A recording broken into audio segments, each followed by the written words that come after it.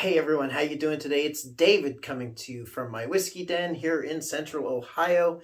Today, I am going to just talk a little bit about terminology, whiskey collecting or whiskey terms 101, that sort of deal. Why? Because people ask me quite frequently about these particular terms or just things I've wondered about. So I figured I'd put them together in a video. We're not drinking anything, so if that's why you're tuning in, sorry. But maybe you've wondered about some of these terms, maybe not. I don't know. But I have a lot of friends who ask these questions, so I figured let me put them in a video. So here we go. The first thing people ask about is proof. What do they talk about proof? Do you have to prove that it's a bourbon or something? Well, let's just take this Old Forester, which is 100 proof.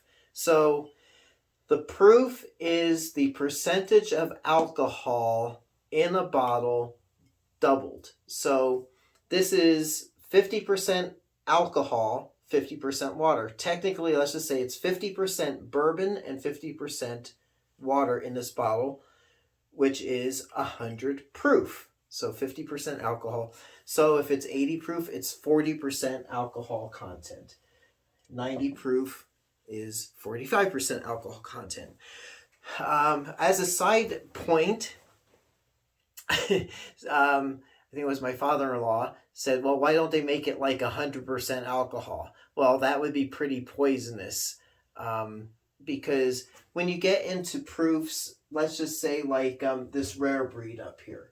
Rare breed is pretty potent. It is 116.8 proof or 58.4% alcohol. That will get you pretty sloshed pretty quickly. So they have to take water and kind of bring down the content just so it's drinkable and enjoyable. So there you are. That way, you're not like drinking something ultra flammable. Is bourbon whiskey? Yes, bourbon is whiskey. What's the difference between bourbon and whiskey? Well, bourbon's whiskey. Just the same as Scotch whiskey is whiskey, Canadian whiskey is whiskey, Tennessee whiskey is whiskey, Irish whiskey is whiskey, bourbon is whiskey. So it's just a variety of whiskey. And what exactly is bourbon? I have a video about this, but in a nutshell, it is a multi-grain whiskey. 51% of that grain has to be corn. The other 49% can be malted barley and rye or wheat. And it doesn't have to be just 51%. You could have like 70% corn, 15% rye and 15% malt barley. Just as, it has to be at least 51% corn and aged for 2 years at least in newly charred oak barrels here in the United States. So if you're making the same exact thing, same exact process in Australia, it's not bourbon because bourbon technically has to be made here in the States. So there you go. How about bourbon versus Tennessee whiskey? So, like for example, you go to your liquor store and you see some Jack Daniels. That's Tennessee whiskey. What's the difference between that and just get this over here. Kentucky Vintage Bourbon Whiskey. Pretty much the same thing. The only difference, everything's the same between Tennessee. I'm using this as just an example. Everything's the same between Tennessee whiskey and bourbon. The major two differences, is that Tennessee whiskey needs to be charcoal filtered using what's called the Lincoln County process. So every drop is charcoal filtered, and it has to be made in or produced in Tennessee. Now, here's another thing, where is it? Here we go. The Heaven Hill Quality House. This is a bourbon. But if you can see that every drop is charcoal filtered. So technically, this could possibly be the same as this Tennessee whiskey, but this is done in Kentucky, so it cannot be called Tennessee whiskey because it's made in Kentucky. So there you go. There's that. Now, next question.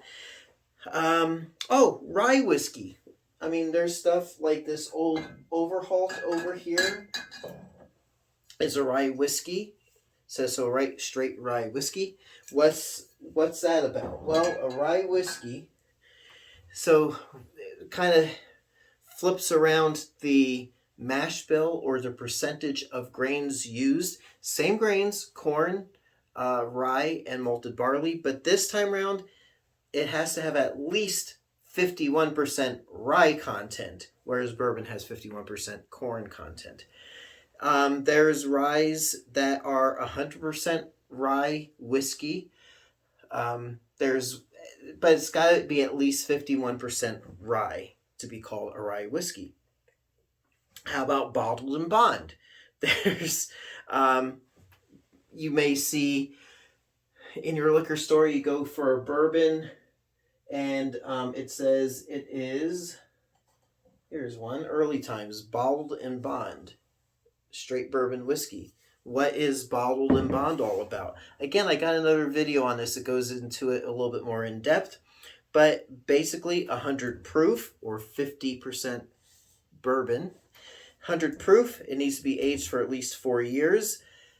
One distillery will make this, whereas some bourbons, they may outsource. Like Distillery A may supply some of the distillate or the stuff that they end up using as a distill. Anyway,